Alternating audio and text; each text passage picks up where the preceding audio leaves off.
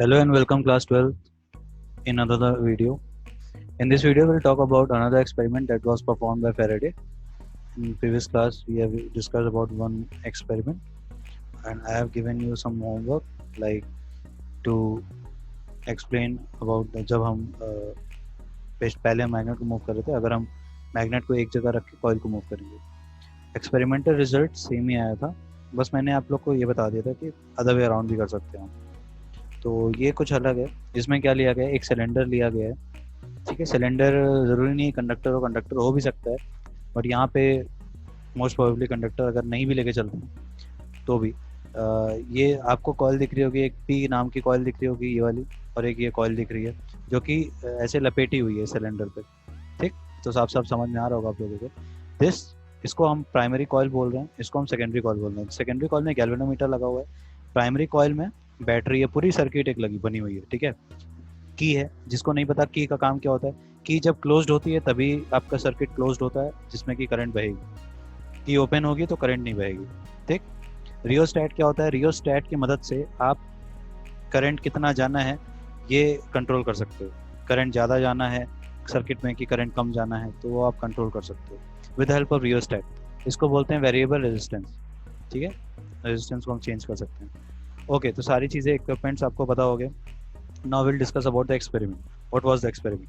तो this figure shows that दो coil हैं पी एंड एस। ठीक है, इंडिपेंडेंटली वाउंड है, मतलब ये अलग तरीके से वाउंड है, इसका इससे कोई कनेक्शन नहीं है। ठीक है, ब्लू वाले का मैरून वाले वायर से कोई कनेक्शन नहीं है। So they are independently wounded over a cylindrical support.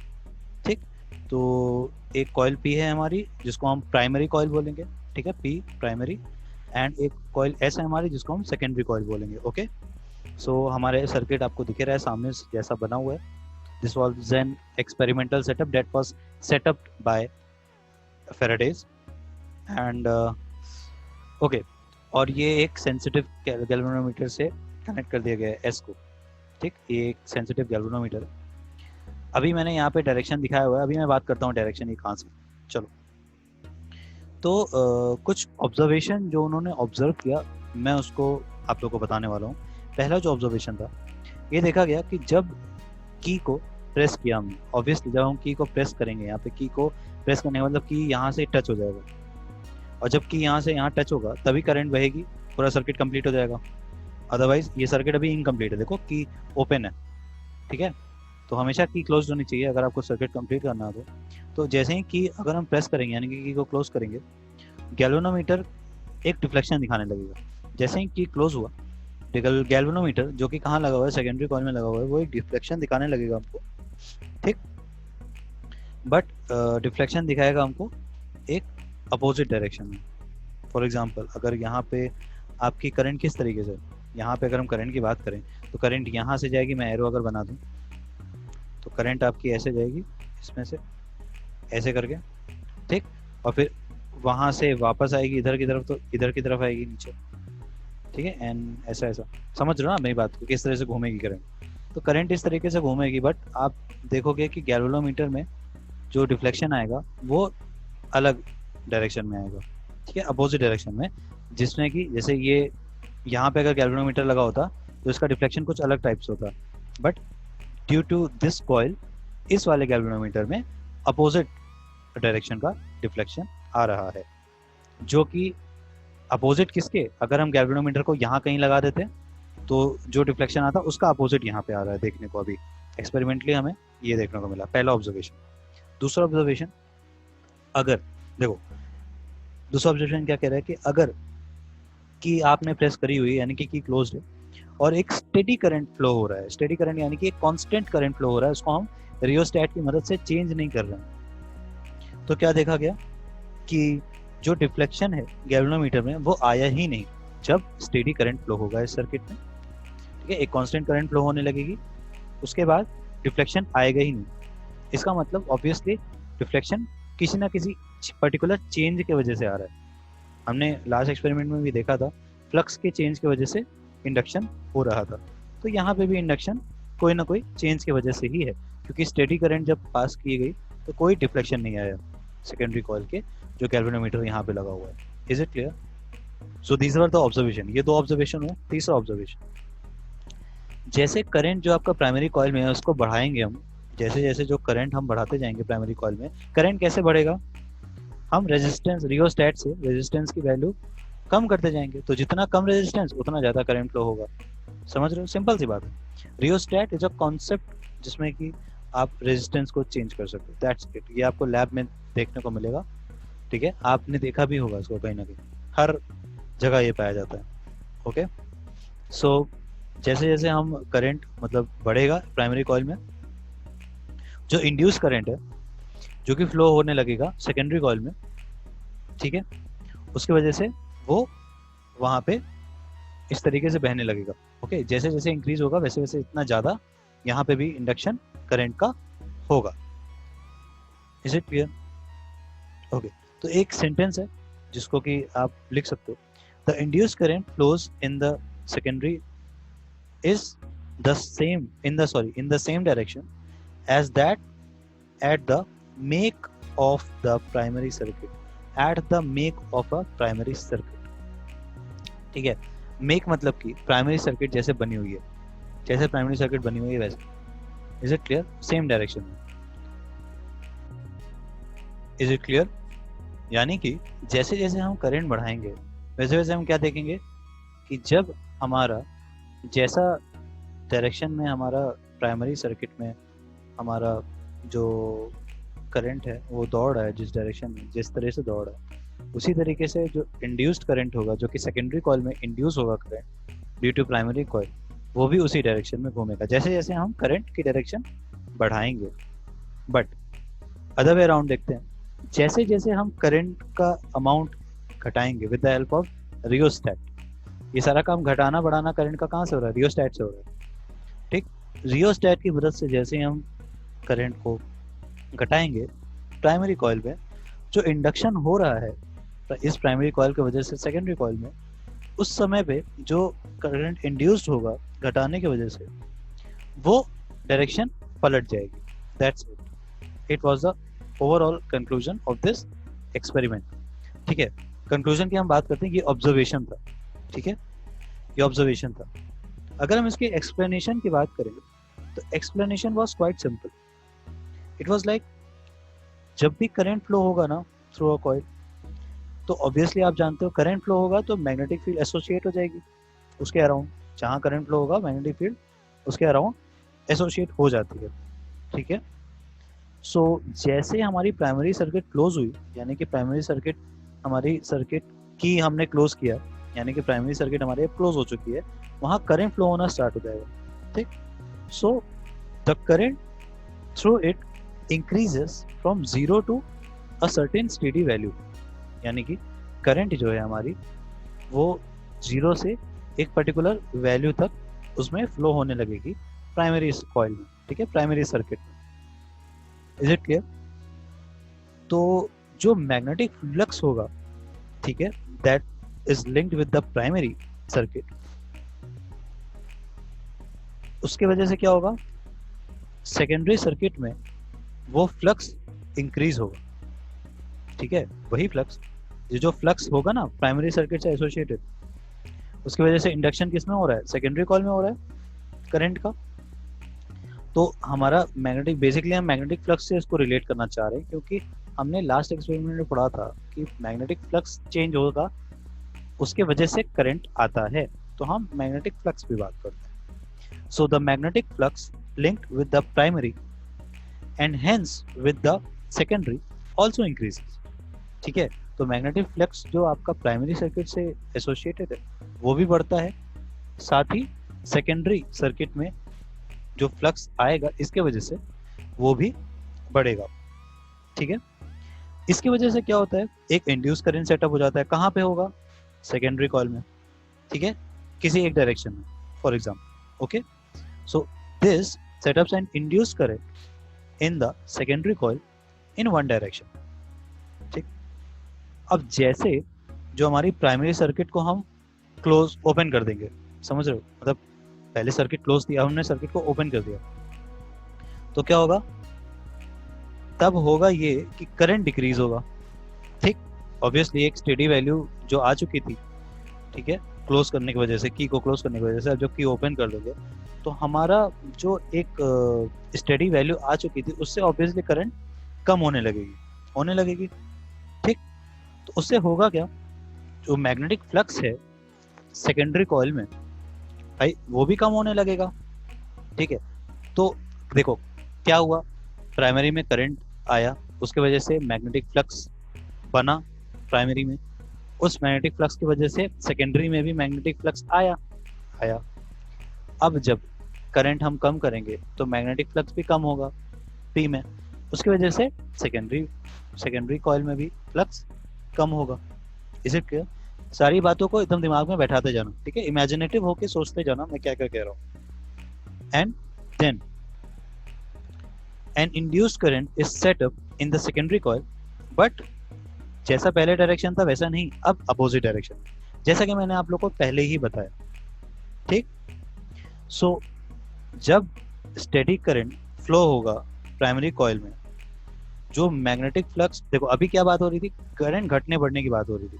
ठीक, अब हम एक पर्टिकुलर स्टेडी करंट यानी कि ऐसा करंट जो कि कांस्टेंट है, एक कांस्टेंट करंट जब फ्लो कराएंगे हम इस प्राइमरी कॉइल से, यानी कि ना जो घटेगा ना बढ़ेगा, एक कांस्टेंट करंट हम फ्लो कराएंगे, तब जो मैग्नेटिक फ्लक्स लिंक्ड होगा प्राइमरी कॉइल में वो ऑब्वियसली करंट के घटने बढ़ने से फ्लक्स चेंज हो रहा था, बट यहाँ पे करंट कांस्टेंट होगा तो फ्लक्स भी नहीं चेंज होगा।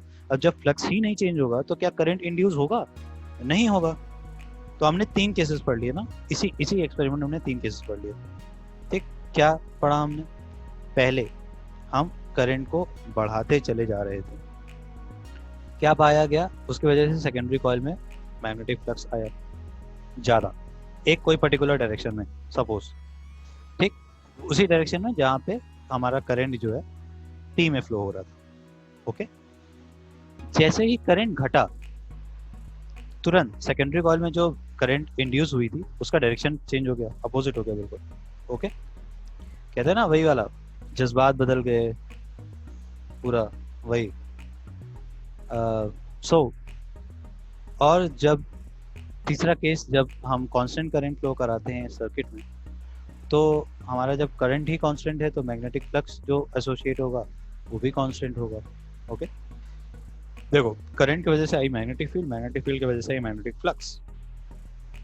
ठीक, मैग्नेटिक फ्लक्स है रहेगा कांस्टेंट, वो चेंज होगा नहीं, तो करंट इंड्यूस होगी नहीं। सो इसी वजह से सेकेंडरी कॉइल में जब कांस्टेंट करंट होगा तो कोई आपका करंट इंड्यूस नहीं होगा, तो गैल्वेनोमीटर का डिफ्लेक्शन क्या होगा?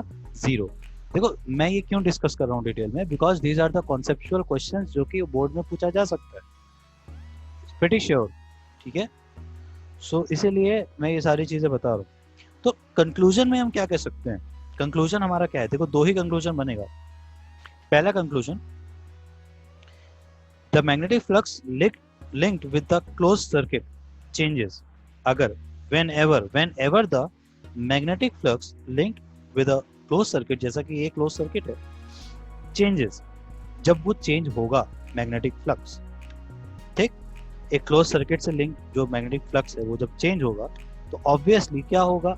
एक ईएमएफ इंड्यूस होगा, और अगर ईएमएफ इंड्यूस होगा इनडायरेक्टली क्या इंड्यूस होगा?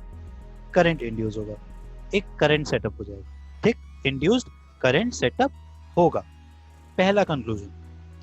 दूसरा कंक्लूजन एक्सपेरिमेंट से क्या निकला? Higher the rate of change of magnetic flux, सुनना ध्यान से, higher the rate of change of magnetic flux linked with the closed circuit, greater is the induced EMF and hence greater will be the induced current। इस चीज को, point को लिख लेना, ठीक है, पॉज करो, लिखो, रिवाइंड करो, फिर से सुनो, उसको लिखो। ठीक, यहाँ पे हमारा एक्सपेरिमेंट जो फेरेडे ने किया था, हमने सारा एक्सपेरिमेंट पढ़ लिया, उसके ऑब्जर्वेशंस पढ़ लिए, उसके कंक्लूजन्स पढ़ लिए। तो इफ क्वेश्चन आता है एग्जाम में तो आप इसका आंसर दे सकते हो। अब हम पढ़ने वाले हैं कुछ लॉज के बारे में जो कि इलेक्ट्रोमैग्नेटिक इंडक्शन को डिफाइन करते हैं।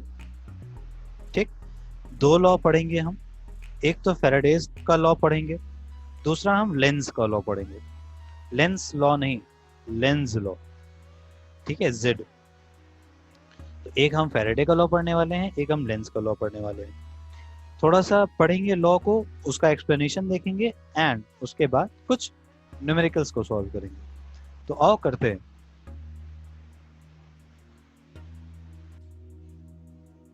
तो लॉज ऑफ इलेक्ट्रोमैग्नेटिक इंडक्शन या फिर लॉज ऑफ ईएमआई।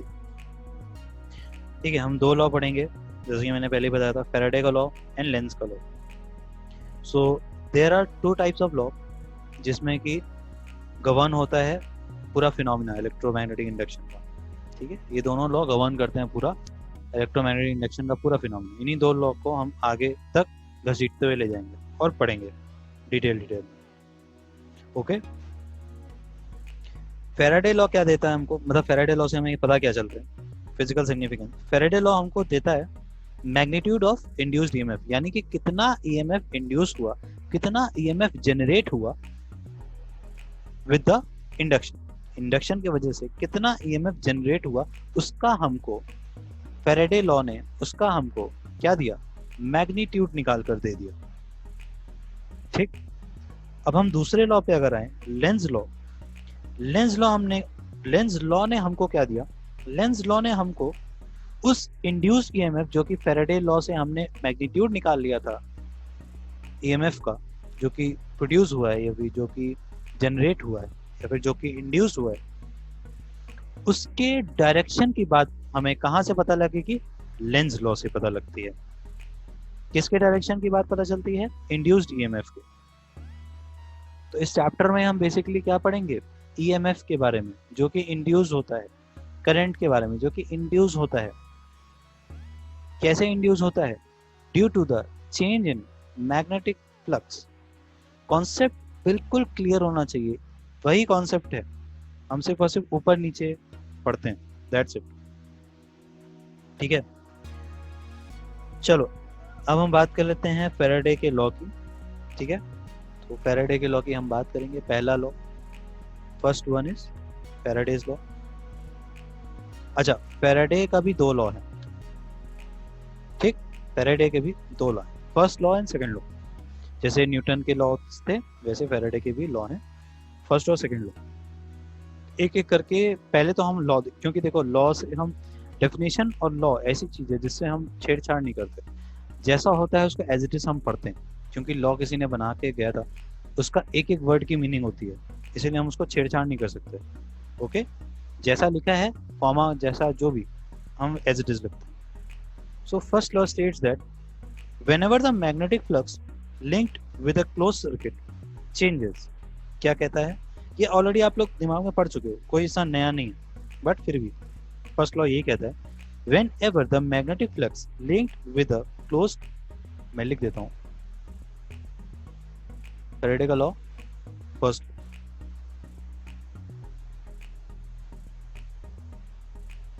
क्या कहता है first law, whenever the magnetic flux, whenever the magnetic flux linked with a closed circuit, ठीक है, linked with a closed circuit changes, क्या होता है तुम लोग जानते हो, an EMF यानी कि electromotive force and hence a current, hence की स्पेलिंग अलग ही लिख दिया, and hence the current, ठीक, hence a current is induced।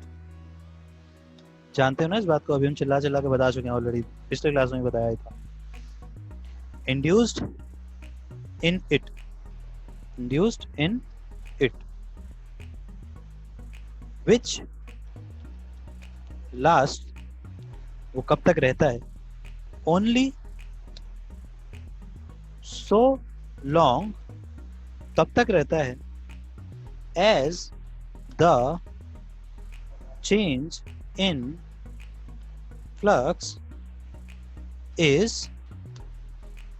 taking place. क्या समझ में आया स्टेटमेंट से? जो कि लास्ट का स्टेटमेंट है, लास्ट के केवल ये जो 7-8 वर्ड्स लिखे हैं उसको पढ़ो।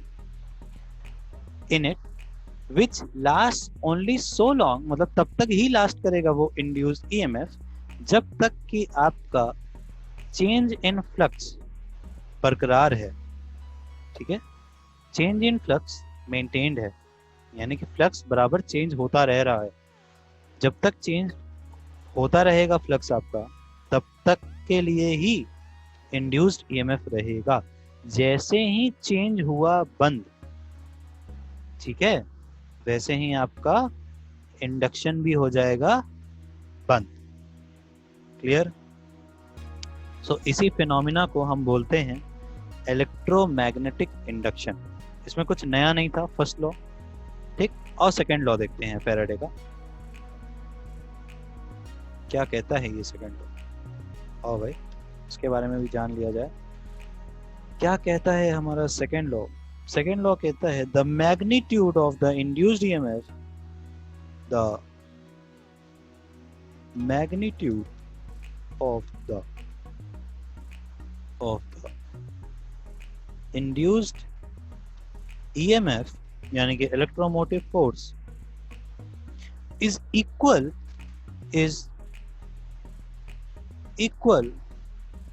To the rate of change of, क्या सोचो, रेट ऑफ चेंज ऑफ क्या, रेट ऑफ चेंज ऑफ क्या चेंज हो रहा है? मैग्नेटिक फ्लक्स चेंज हो रहा है ना भाई।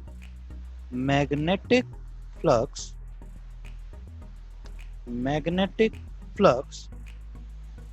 linked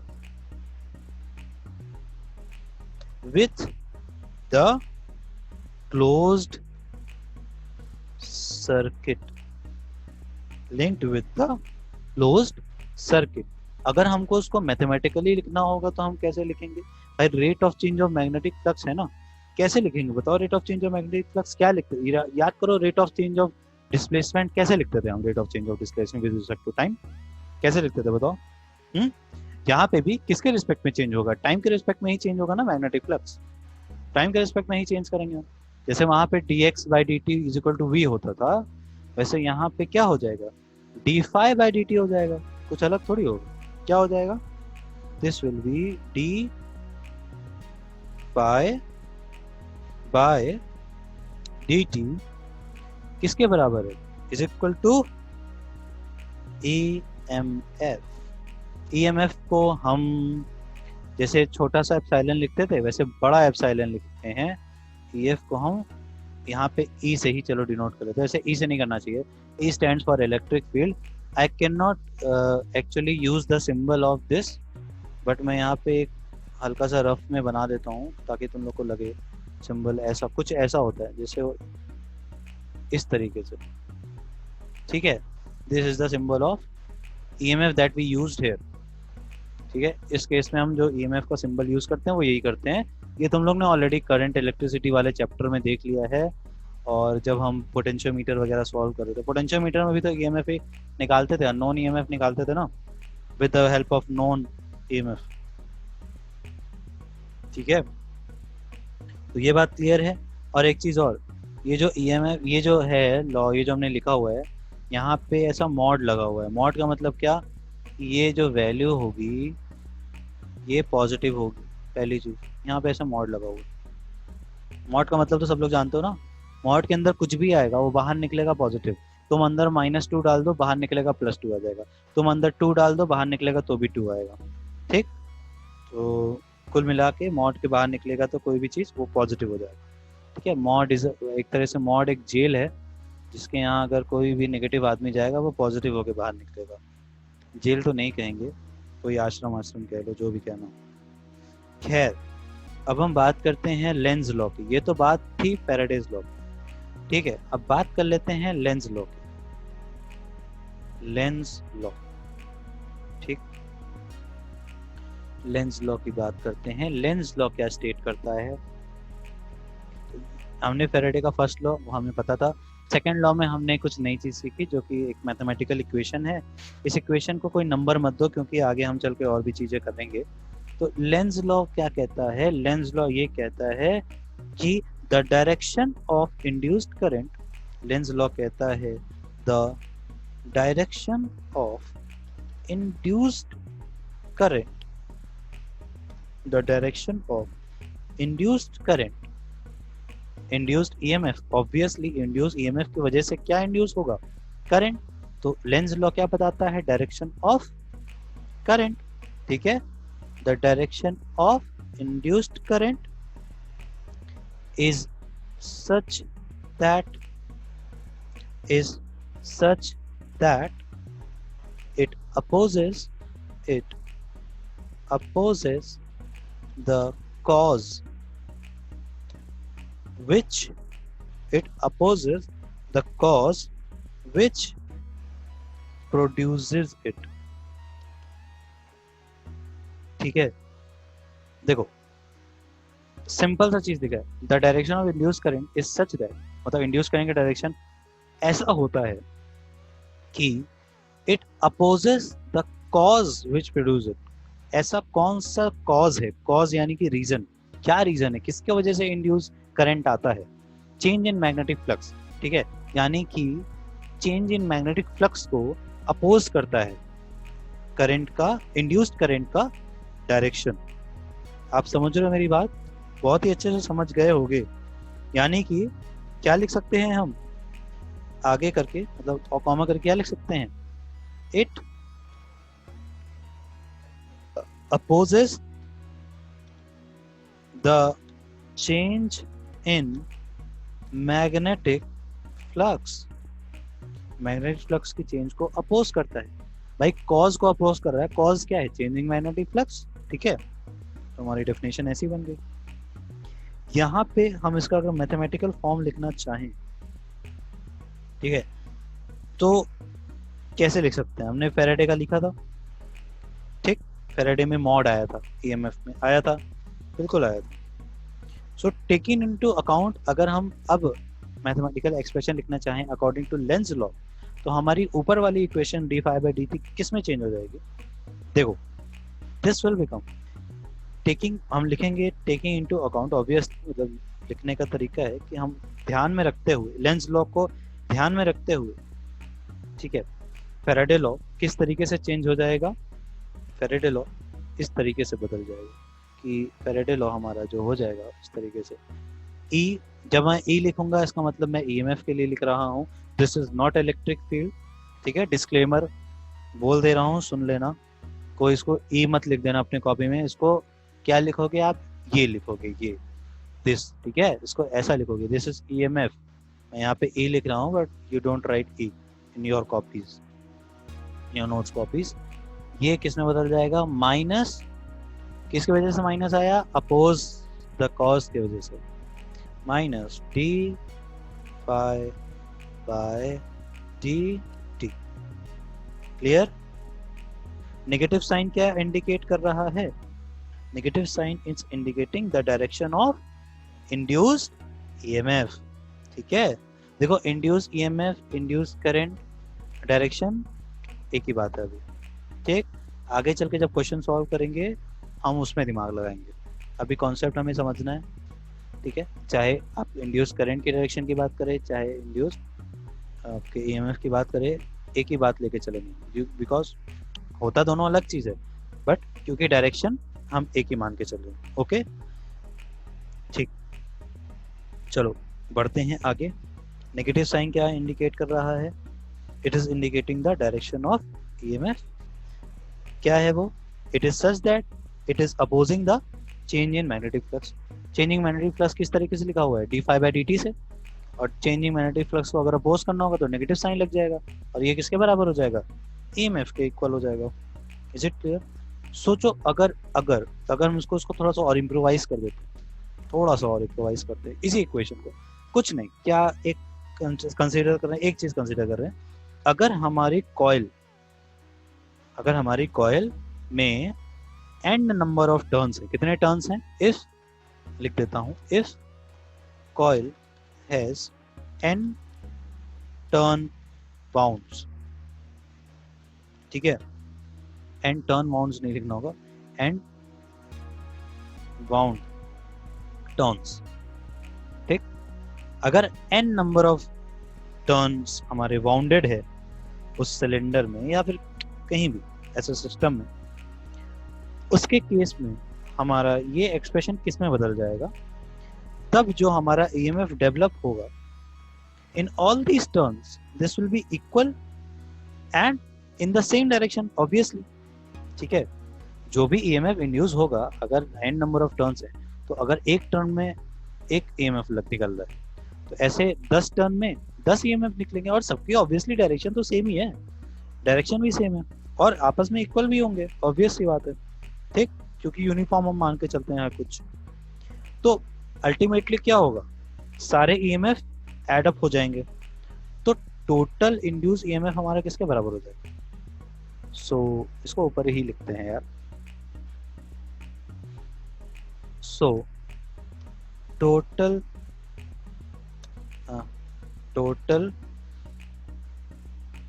इंड्यूस्ड ईएमएफ क्या हो जाएगा हमारा, induced EMF, total induced EMF will be total induced EMF will be, जल्दी से तुम लोग लिख दो अपने कॉपी में, तुम लोग को पता है क्या हो जाएगा, सेम एक्सप्रेशन ये हो जाएगा हमारा हम ईएमएफ ही लिखेंगे भाई, तुम इतना नहीं तो तुम लोग इलेक्ट्रिक फील्ड वाला ई लिख ही दोगे, हमको भरोसा है तुम लोग पे। E is equal to minus of capital N d phi by D t. हो गया, हो गया बिल्कुल ठीक, ओके। सपोज करो अगर फ्लक्स चेंज हो रहा है आपका फाई 1 से फाई 2, ये तो डी फाई हमने बहुत छोटा चेंज दिखाया, सपोज करो थोड़ा सा बड़ा अगर चेंज है फ्लक्स का, क्वेश्चन आते हैं कभी कभी इसलिए मैं बता दे रहा हूँ। तो अगर मान लो कि थोड़ा बड़ा चेंज है फ्लक्स में, थोड़ा सा छोटा चेंज ना होकर के थोड़ा बड़ा चेंज है, अगर if flux is changing from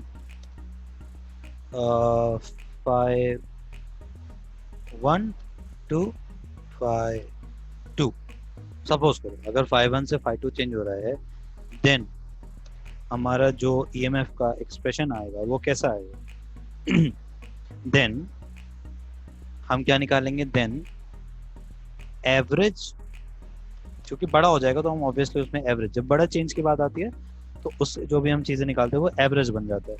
तो average induced EMF, induced spelling सही है क्या, गलत लिख दिया क्या, इंड्यूस्ड ईएमएफ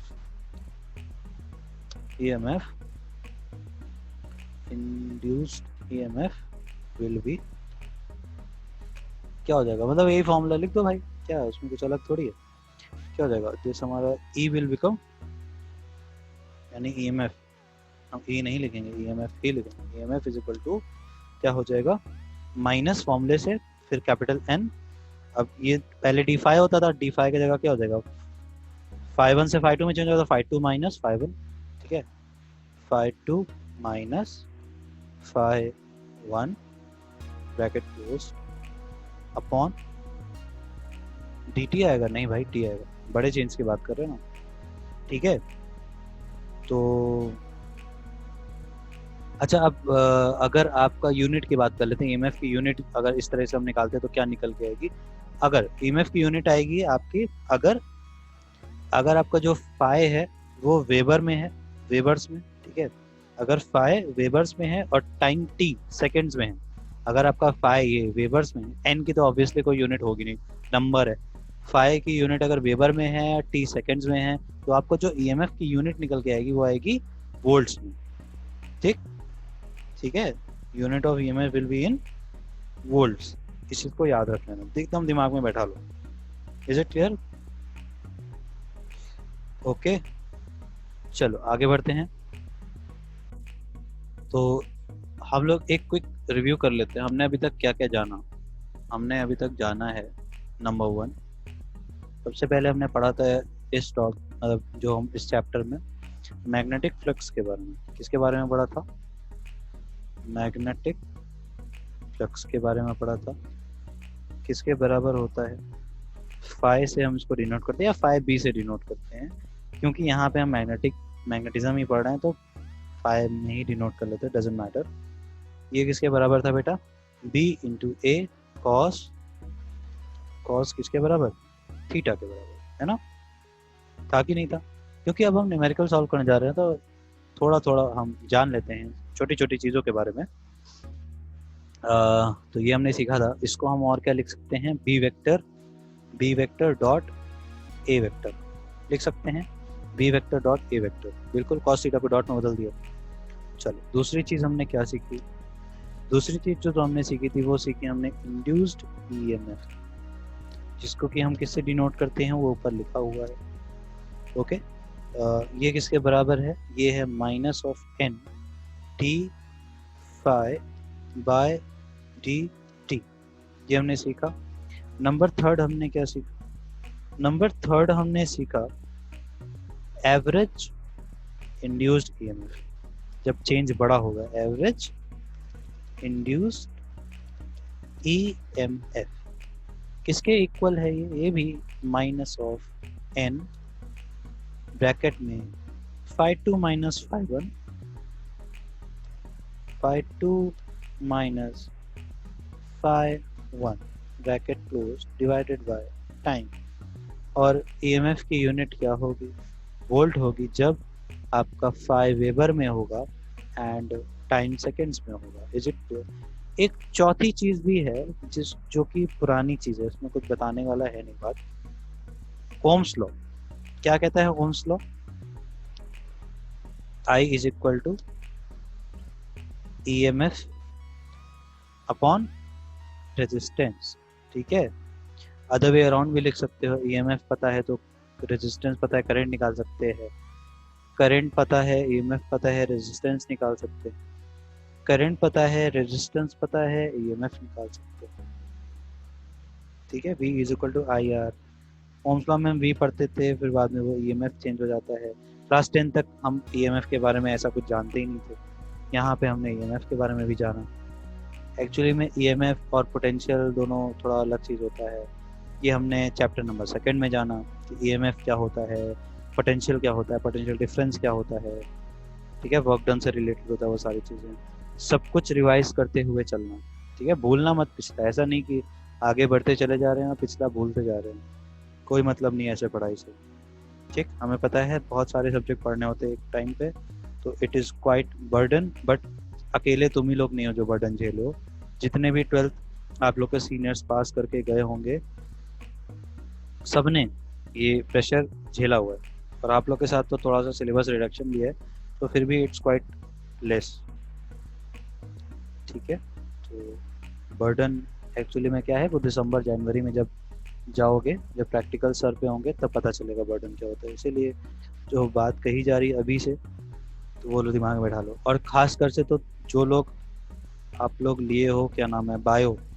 है ना, तो क्या हो गया आपका फिजिक्स, केमिस्ट्री, बायो, और लगे हाथ कंप्यूटर भी कुछ लोग लिए हो गए, अगर हिंदी लिए हो तो अलग बात है। तो 4 प्रैक्टिकल सब्जेक्ट हो गए, physics practical subject, chemistry practical subject, biology practical subject, computer practical subject, जो ये 4 सब्जेक्ट जो लिए हो एक साथ, तुम लोग के लिए तो बहुत बर्डन आने वाला है इन द टाइम ऑफ नवंबर, दिसंबर, जनवरी, फरवरी में, तो बी प्रिपेयर्ड फॉर दैट। तो अभी से अगर माइंड मेकअप करके चलोगे तो अच्छा रहेगा। हम डरा नहीं रहे तुम लोगों को, लेकिन ये कह रहे हैं कि लापरवाही मत करो, अगर अभी कर रहे हो तो उसको छोड़ दो, ठीक। और चलो क्वेश्चन सॉल्व करते हैं, हमने इतना कुछ पढ़ लिया बहुत है, चलो थोड़ा बहुत क्वेश्चन देख लेते हैं। क्वेश्चन किस तरीके से आते हैं, एनसीईआरटी के क्वेश्चन थोड़े बहुत हम सॉल्व करेंगे, उसके बाद ये सब क्वेश्चन वगैरह हम जब लगा लेंगे उसके बाद हम पढ़ेंगे मोशनल ईएमएफ, कोई नाम की एक चीज़ होती है मोशनल ईएमएफ, और एक नया रूल पढ़ेंगे डायरेक्शन डिटरमाइन करने का, जिसको कहते हैं फ्लेमिंग्स का राइट हैंड रूल। अभी अब तक हमने फ्लेमिंग्स के लेफ्ट हैंड रूल के बारे में जाना था, अब हम जानेंगे फ्लेमिंग के राइट हैंड रूल में, बट उसके पहले 4-5 क्वेश्चन कर लेते हैं, बहुत ज़्यादा नहीं करेंगे क्योंकि वीडियो बहुत ही ज़्यादा लंबी हो जाएगी। चलो, तो इस चैप्टर का पहला क्वेश्चन ये रहा, क्या कह रहा है, अब a rectangular loop of area इस तरीके से दिया हुआ है, क्यों, ताकि इससे लेंथ और ब्रेड्थ का थोड़ा आप लोग को मतलब डायमेंशन के फॉर्म में दिया हुआ है, ठीक है। 20 centimetre cross 30 centimetre is placed in a magnetic field of 0.3 tesla with its plane, पहला उसका प्लेन कहाँ पे, पहला normal to the field, field के नॉर्मल है, कौन सी फील्ड, ऑब्वियसली मैग्नेटिक फील्ड के नॉर्मल है। ओके ठीक है, मैग्नेटिक फील्ड के नॉर्मल है। अब खुद सोचो क्या एंगल बनेगा दोनों के बीच में, किस दोनों की बात करो, कौन से दो वेक्टर के बीच में एंगल बनता है, area vector and magnetic field vector. सोचने वाली बात। सेकंड केस कह रहा है इंक्लाइंड है 30 degree to the field, cos theta वाला फॉर्मूला लगेगा यहाँ पे, नॉर्मल टू द फील्ड में अलग फॉर्मूला लगेगा, ठीक है। थर्ड कह रहा है पैरेलल टू द फील्ड, ठीक। क्या निकालना है हमको, फाइंड द, ये द की स्पेलिंग कहाँ हमने गलत लिखी भाई, the coil in each case. चलो बहुत ही इजी है, तुम लोग कैलकुलेशन करना, बता देते हैं। पहला जो है, सिंपल सी बात समझो, पहला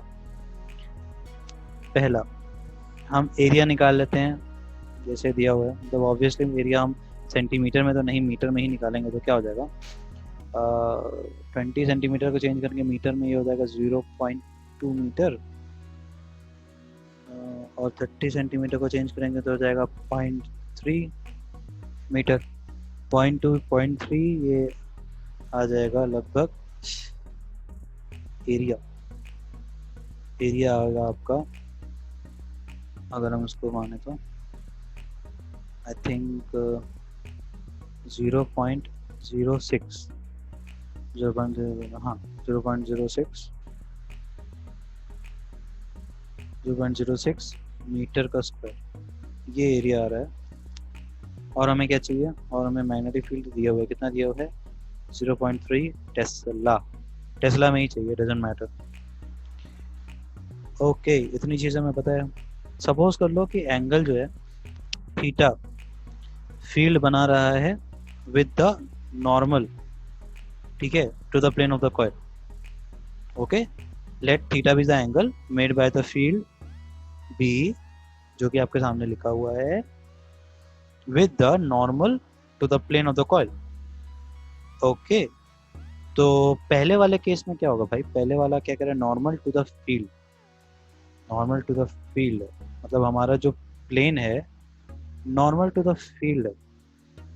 प्लेन अगर नॉर्मल टू द फील्ड हुआ, खुद सोचना, अगर plane normal to the field है तो यानी कि फील्ड जो है प्लेन को काटते हुए निकल लिया।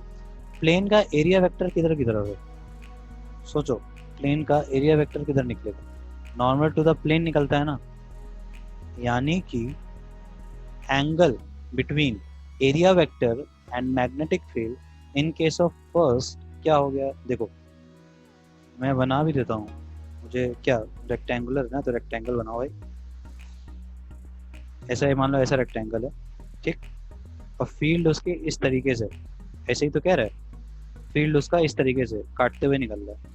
पहले केस में यही कह रहा है कि नहीं कह रहा, ठीक है।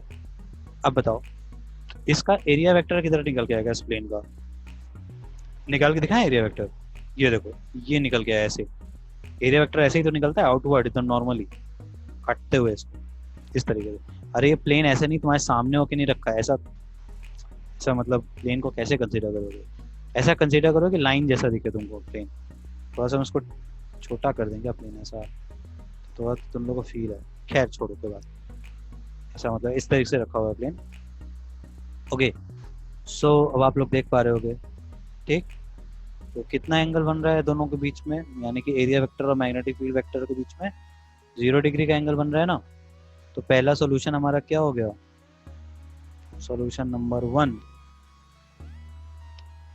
इसमें एंगल जो है कितना बन रहा है, is equal to 0 degree, angle 0 degree है, ठीक।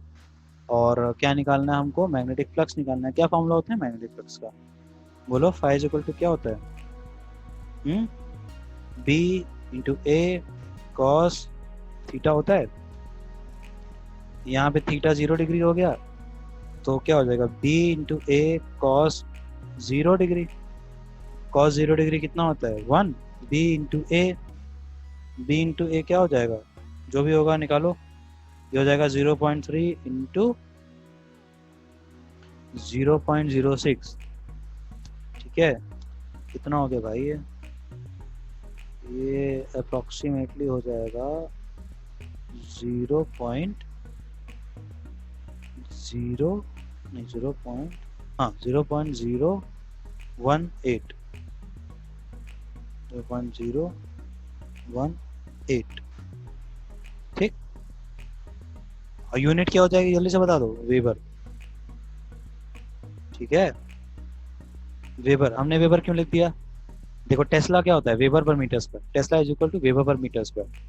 तो weber per metre square, metre square किसका यूनिट होती है, एरिया की, ठीक है। अकॉर्डिंग टू दैट यूनिट इधर उधर करके हमने निकाल लिया। तो छोटी छोटी बातों पे ध्यान ना दे करके बड़ी बड़ी बातों पे ध्यान देंगे। एंड ऑप्शन इज सॉल्व, पहला वाला पार्ट। अब हम दूसरे पार्ट की बात कर लेते हैं। दूसरा पार्ट क्या कह रहा है हमारा, यस दूसरा पार्ट हमारा कह रहा है डिग्री लिखा हुआ है, जल्दबाजी में गलती हो जाती, 30 डिग्री नहीं होगा। क्यों नहीं होगा, ध्यान से पढ़ो क्वेश्चन क्या लिखा हुआ है।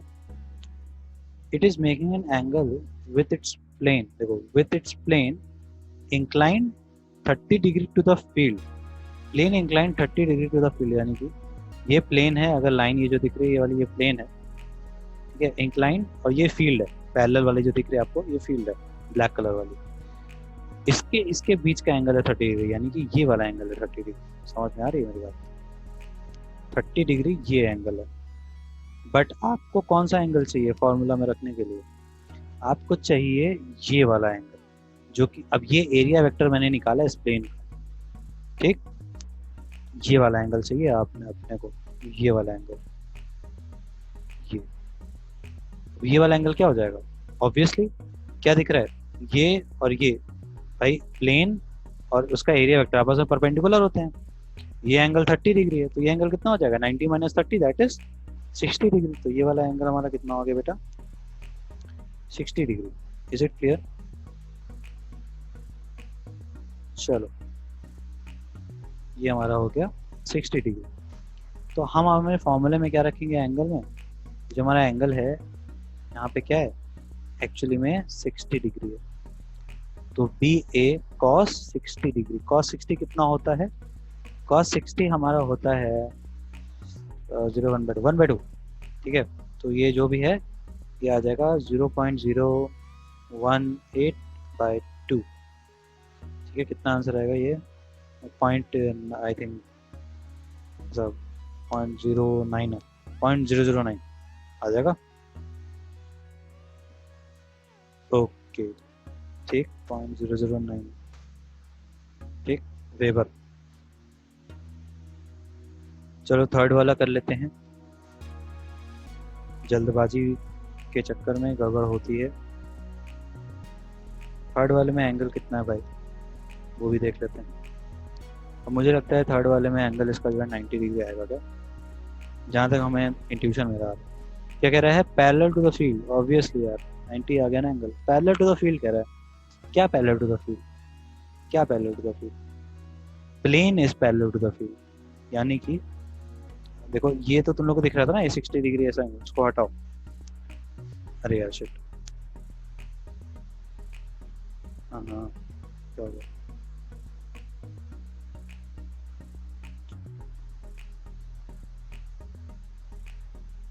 कोई बात नहीं। हाँ तो ये जो आपका चीज है, ये जो प्लेन दिख रहा है आपको, ये किस तरीके से रखा हुआ है, अब ये ऐसा रखा हुआ है, ये ऐसा, कि प्लेन जो है और मैग्नेटिक फील्ड आपस में क्या है, पैरेलल, ठीक। हटाओ इसको, इसको हटाओ, इसको हटाओ, इसको हटाओ। अब इसका एरिया वेक्टर इस प्लेन का कैसा बनेगा, इसका एरिया वेक्टर बनेगा ऐसा, ये। तो दोनों के बीच का एंगल कितना आ गया, दोनों के बीच का एंगल है, area vector and magnetic field vector के बीच का एंगल है 90 डिग्री। तो हमारा एंगल कितना हो गया यहाँ पे, एंगल हो गया, छुप गया था ये, तभी मैं कहूँ कहाँ से लगा, ये हो गया 90 डिग्री, 90 डिग्री।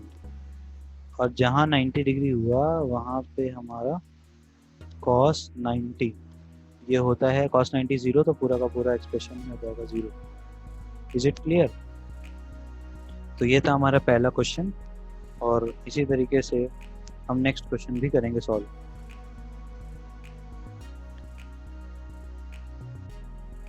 चलो आओ समझते हैं ये क्वेश्चन क्या कह रहा है। This question is saying that a small piece of metal wire is dragged across, हम नींद में इसलिए स्पेलिंग गलत हो जा रही थोड़ी,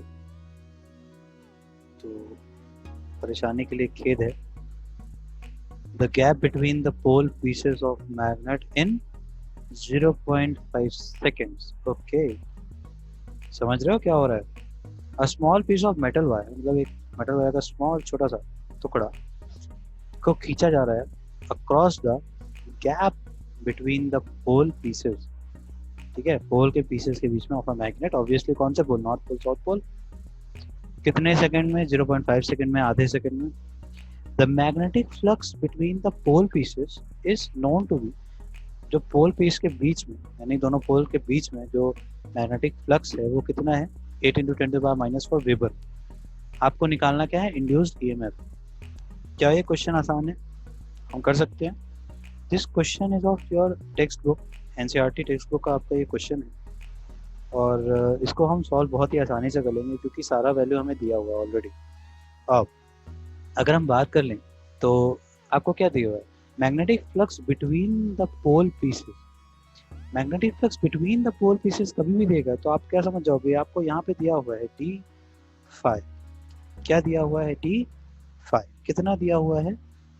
8 इंटू, देखो सिर्फ वर्ड्स को डिकोड करने की देर थी, हमारा क्वेश्चन हो गया सॉल्व। हमारे पास 8 × 10⁻⁻⁴, आई थिंक कितना? Weber, right, between the poles. Okay, D phi इतना हो गया, इतना minus D phi is a change between the poles. तो अगेन हम पढ़ेंगे क्वेश्चन को। A small piece of metal wire is dragged across the gap between the pole pieces of a magnet in 0.5 seconds. Okay. The magnetic flux between the pole pieces is known to be 8 × 10⁻⁻⁴ weber. ठीक है, हमको estimate करना है इसका EMF कितना induce हुआ। Okay, तो पोल के बीच में कभी भी इस तरह का क्वेश्चन दिए ना, पोल के बीच में, ठीक है, तो इसमें जो वैल्यू आपको दिया हुआ ना, magnetic flux between the pole pieces, ये आपको डी फाई की वैल्यू दी है। डी फाई की वैल्यू कैसे मैं बताऊंगा आपको? ठीक है, पोल के बीच में था इतना -0, ठीक, यहाँ पे मैग्नेटिक फ्लक्स 0 है। ओके, ये किसके बराबर आता है? सिंपल, ये 8 × 10⁻⁴ जो दिया हुआ है वही उसके बराबर हो जाता है। Is it clear? सो यहाँ से इंड्यूस ईएमएफ हम निकाल सकते हैं। और dt हमें कितना दिया हुआ है, यानी कि टाइम। तो टाइम कितना दिया हुआ है? टाइम का चेंज देखो कितने टाइम में हो रहा है ये? 0.5 सेकेंड में, स्मॉल टाइम, ठीक, 0.5 सेकेंड, यानी कि हमको ये जो क्वेश्चन में वैल्यू दी हुई है, दिस इज dt दिया हुआ है। कितना दिया हुआ है dt? 0.5 सेकेंड्स। अब हमें पता है जो हमारा ईएमएफ आएगा वो उसकी यूनिट क्या होगी? वोल्ट्स में होगी, क्योंकि डी फाई हमको वेबर में दिया हुआ है and D T is in seconds. Okay, तो हमारा जो भी कुछ आएगा ईएमएफ की वैल्यू वो क्या होगी? हमारा ईएमएफ किसके बराबर हो जाएगा? This will be equal to D, according to the formula, D phi by D T. Okay, कभी भी क्वेश्चन में आपको अगर इस तरीके से दिया हुआ है कि दो पोल्स के बीच का अगर फ्लक्स दिया हुआ है तो वही डी फाई होता है, ठीक, और टाइम जो दिया हुआ है इस तरीके से, ठीक, वो क्या होता है? dt।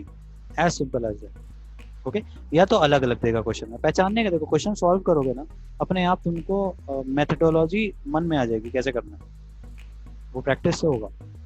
ओके, जैसे कि मैंने पकड़ लिया कि हाँ ये दिया हुआ है, ये डी फाई दिया हुआ है, और जो कि मैंने बताया कैसे है, एक पोल में इतना है मैग्नेटिक फ्लक्स बीच में, और दोनों का डिफरेंस दिखाया इस तरह से जाता है।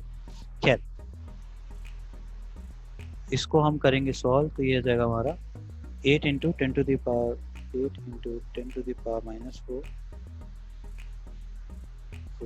अपॉन, जो भी आएगा आंसर यूनिट में ही आएगा, 0.5 आधे से इसको डिवाइड कर रहे हैं, मतलब कुल मिला के ये हाफ है, हाफ से डिवाइड करेंगे तो इंटू 2 हो जाएगा ऊपर जाके, हाँ 2 से मल्टीप्लाई हो जाएगा, तो ये बन जाएगा आपका 8 इंटू है ना, तो ये 16 into 10 to the power -4 volt. ठीक, ये हो गया आपका इंड्यूस्ड ईएमएफ की वैल्यू। Is it clear? अगर माइनस आती तो आप उसको तब भी प्लस में कन्वर्ट कर लेते, क्योंकि मैग्नीट्यूड की बात पूछ रहे हैं, डायरेक्शन तो पूछा नहीं हमसे कि हम कुछ इतना दिमाग लगाएं। ठीक, तो आज के लिए इतना ही रखते हैं, कुछ क्वेश्चंस और हैं हम सॉल्व करेंगे उसको नेक्स्ट वीडियो में along with some new concept, जिसमें हम मोशनल ईएमएफ और फ्लेमिंग का राइट हैंड रूल पढ़ेंगे, वो नेक्स्ट वीडियो की बात है। आज के लिए इतना ही रखते हैं। So I hope you like this video, और एंड तक तुम लोगों को सारा कुछ आ गया होगा अभी तक जितना भी डिस्कस हुआ है इस वीडियो में, along with all the previous videos. तो कोई भी वीडियो छोड़ना मत, सारी वीडियो देखना जरूर, तुम ही लोग के लिए है। और अगर हम इतनी मेहनत करें तो आई एक्सपेक्ट कि आप लोग भी करिए थोड़ी सी, तभी आप लोग का उद्धार होगा। Otherwise I can't take any, you know, हम कुछ नहीं कर सकते। आप लोग को सिर्फ हम एक पुश दे सकते हैं, दैट्स इट। करना आप लोग को ही अपने लिए कुछ भी। So that's all for today, मिलते हैं नेक्स्ट क्लास में with another questions and another concepts. Okay, thank you class for joining, that's all for today. Make sure you मतलब लाइक कर देना, और सब्सक्राइब तो आप लोग कर ही चुके हो, तो आप लोग को जैसे मैं वीडियो अपलोड किया तुरंत नोटिफिकेशन आ जाएगी आप लोगों के पास। उससे क्या होगा, अगर जैसे आप लोग रात में जाग रहे हो, पढ़ रहे हो, कुछ भी कर रहे हो, तो आप लोग, अगर मैं रात में अपलोड कर रहा हूँ तो आप लोग रात में ही देख सकते हो, तो उस क्लास के टाइम में आप फिर दोबारा से उस वीडियो को देख के नोट्स बना सकते हो, आपका टाइम सेव होगा, दैट्स इट। और की बात, सब्सक्राइब करोगे तो। बाकी क्लास के टाइम पे मैं लिंक भेजता ही हूँ, तो जैसा आपको ठीक लगे।